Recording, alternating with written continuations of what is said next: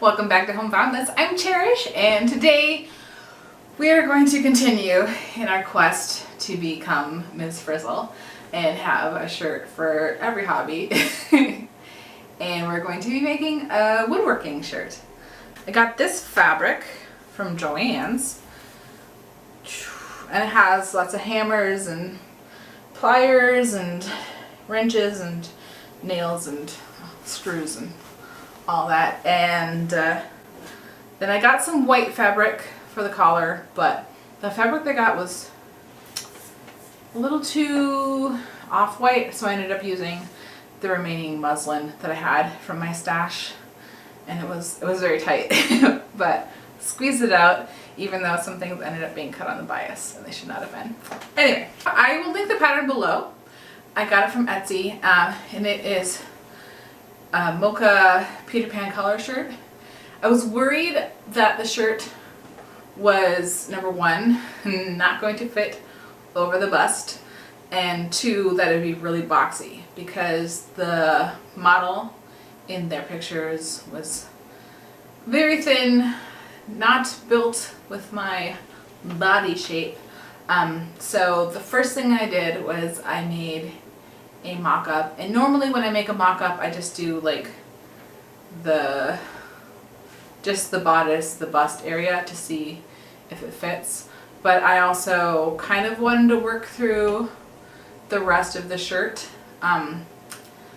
and which is, now that I say that, it's a bit silly that I went through the effort of making a mock-up to work through the construction of the shirt without actually reading the directions when I made the mock-up, which caused me some problems with the shirt, with the mock-up shirt. But we'll keep going. Well,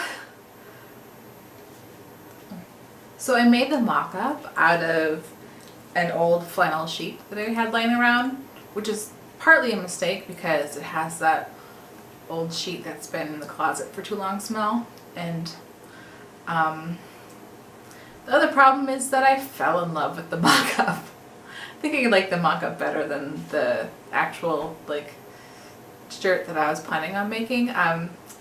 Normally when I make a mock-up I don't make the whole thing, but this one I really wanted to get an idea of if it would fit, so I made the whole shirt. And unfortunately I didn't read the directions before as I was making it, so the collar is wrong. Could have done that better, but there's just something about the Peter Pan collar and the puff sleeves combined with like kind of it's a grungy old sheet that's also a bit grunge. And since I, was a teen in the 90s, it just makes me happy in a way that I wasn't expecting. I mean, my teen years were not great, but something about a sort of cottagecore grunge shirt makes me very happy. But the problem that I have with this mock-up that I've fallen in love with is I didn't properly make it because I wasn't supposed to fall in love with it. So I've got a flannel shirt with unfinished seams, which is not good. So I've gone through and I have reinforced what I can still get to. But I didn't add any interfacing, so there's no interfacing in the collar, which is, it's okay, I've got a floppy collar. But the real problem is I didn't put any interfacing where the snaps are, so I already got a few holes where it just ripped through. Some of them ripped through because I didn't get through both layers, and some of them ripped through, like this one just ripped through the top, just because flannel's not that strong, especially old flannel sheets. So I have two problems now ahead of me trying to save this mock-up, which I love. It's so comfy. This is my new favorite shirt, but I can't wear it because I need to try to get the smell out, but I also need to try to fix the seams. So what I'm going to do to fix it is I'll probably just cut a strip, and well, first I have to take off these cam snaps, which sucks because putting cam snaps on is so wonderful and simple and fast. Taking them off is a real pain in the butt. but it needs to be done. So we're just gonna have to try and get some pliers and crush them and break them. So we gotta take off the cam snaps, and then I think I'm going to cut another strip that's like double wide so it'll wrap around, and put interfacing inside of that. So then it's going through at least 2 layers in interfacing, and probably 2 extra, unless it's going through a spot with a hole in it. So I do that on the top and the bottom, and then that should be strong enough. I don't think I have enough scraps left just to remake it. So we're gonna do what we can, because I love this mock-up. I really like my woodworking shirt, but I love the mock-up. Okay, I got it to get out of this. I need to change into something else though, because the smell is starting to bother me. But yes, this is my beautiful CottageGrungeCore grunge shirt. Grunge? Cottage grunge? I don't know. What aesthetic would it be? But yeah, I think this will also be super cute with overalls. See? It's so cute! I think overalls and this Peter Pan color shirt, I think this is my look. I think it definitely needs more structured overalls. Plus these are dirty. You didn't see that. It definitely needs more structured overalls, but I think you can kind of see where the vibes are heading, and the vibes are heading somewhere cute. Like, this is adorable, and yeah, this is it. One thing that I wanted to do when making this shirt, because honestly, like, it's a really simple construction. It's not a huge project. It's maybe not even worth a whole video. But the one thing that I wanted to do is I wanted to up my game finish-wise. Normally when I make something, I kind of just leave the edges unfinished inside, which makes problems in the washer. It doesn't look very professional, which is fine because it's clearly not. But it's something that I've been meaning to learn how to do. I've been meaning to learn at least French seams and maybe build from there. So that's what I worked on this time. I knew from the mock-up that there was enough like looseness that I could try adding French seams. Now that did eat into my seam allowance, because the original pattern had a 3/8 of an inch seam allowance, and I didn't add anything. So I didn't add enough seam allowance to make the French seams without eating into the shirt. So we did that. I started the shirt a little bit out of order because I had white contrast and a predominantly black main fabric. So the first thing that I did was I did the collar so we could get the top stitching done with white thread, and same thing with the armbands. I wanted to do those first so that they're white thread. The armbands are a little bit weird because I ran out of my white muslin, so I had to cut some of it on the bias to squeeze out, and it was super close, just to squeeze out every bit that I could so I could get enough fabric to make these armbands. So they're a little wonky because they're not cut on the straight, which they're supposed to be. After the armbands were put on, then I added the pleat to the back of the shirt, and I sewed that and the back yoke together. So to make French seams, you first sew them wrong side together, then you flip it around and you sew it right sides together. So the seam allowance from your wrong sides together is inside, it is hidden. And it's the tricky thing about it is you want to make sure that you are actually encasing your seams, which I'm not perfect at that. Some of them I had to go over a little bit just to make sure that I didn't have any of my little edges sticking through. Because yeah, these things happen. So this shirt, the construction was pretty simple. The only really difficult thing that I had, and it actually took me a long time to wrap my head around, and I didn't even do it right, is the collar. Even reading the instructions, I still couldn't quite figure out what they wanted, how they wanted me to do it. And I think that it maybe wasn't, I think there was a better way. I think there was a better way to do it, because part of the problem is that there's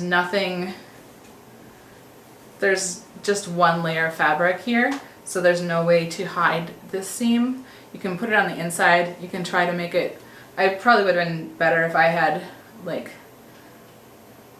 folded it, like given it a little baby hem first and then added the collar, but even then it's never going to be perfect. I think when I make this again in the future, what I will do is I will cut out a second back yoke, and then we can just bag it. We can encase the seam between the lining and the outer layer, and then that will give us a nice beautiful collar where you can't see the inner workings of the garment.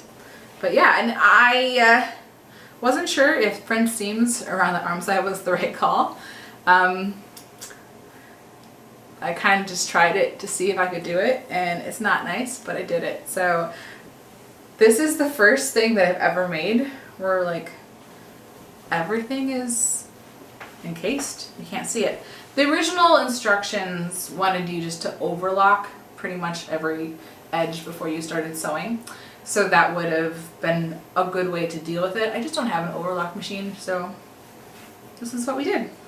And then one problem that I have with the fit, it's a little baggy, like a little shapeless around the waist. I wouldn't mind doing something to change that, but I also don't really, I think part of the problem is that whatever flare there was to the hip, I think got lost when I did the French seams. So making it again, I'll probably cut a little more of a flare at the edge, and I think I will make sure that I leave like a slit on each side, because it's a little tight on my hips.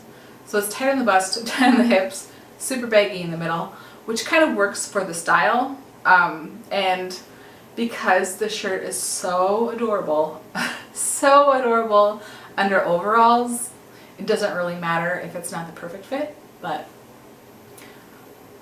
it would be cuter if it had a little flare. If we could get a little definition and a little flare, it would be super cute. The pattern, of course, called for a button up, and one of these days I should try and make buttons, because I was looking through all of my attachments and sewing machine doodads that I have inherited, and included in there was a Kenmore button holder. I don't think it's an attachment, I think it's just like a separate little machine. But I don't know how to use it, so that will take some YouTubing to see if there's a way. And also I have a cam snap pliers, and I have lots of cam snaps, and they're so easy. But why would I make buttonholes when I can just add snaps? Adding these cam snaps is super simple. First, I figured out where I wanted each snap to be, and then I pierced through the fabric with my awl, trying to get all layers of fabric that need to be snapped. And then you want to have a stud piece. So it's got a smooth bottom and then a sharp pointy bit. The problem, I will let you know right now, the problem with having cam snaps is that you will drop some on the floor, and then you will end up stepping on the studs, which is basically like stepping on a very large push pin, and it will really hurt, and it will make you never want to use cam snaps. But then you remember that it makes your life easier when you do use camp snaps. So we have the stud, and then there are two different pieces that would go on top. We have a male and a female, basically. So you put the stud through the very bottom that's closest to the skin, and then I put on top of that fabric piece, I put the male piece, because since this part is on your skin, then it's less likely for the male piece to be digging into your skin if it gets unsnapped. So then you're going to line up the round bit on the back of the stud in the little round bit on the pliers and squeeze. That's it. And then you need to do the top. So I put my awl through both pieces at once so that I would know that they would fit, because you want to make sure that they line up.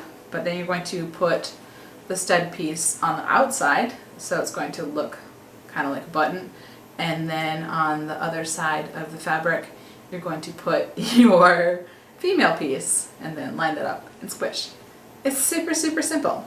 I did make sure that I had interfacing. The pattern didn't call for interfacing, but snaps really put a lot of wear and tear, so you want to have that through something sturdy. You want to have at least 2 layers of fabric, and then interfacing just for good measure.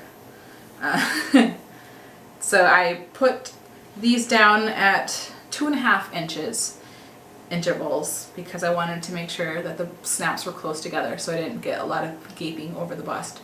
It's one reason why I never want to wear button-down shirts, is there's always gaping, but because these button snaps are closer together, and also probably because the shirt just is largely loose, it's not super fitted, no gaping. It's a miracle.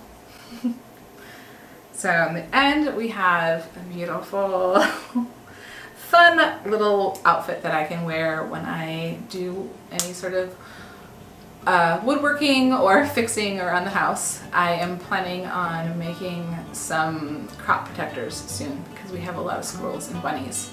So when we get the little seedlings out, we need to give them protection.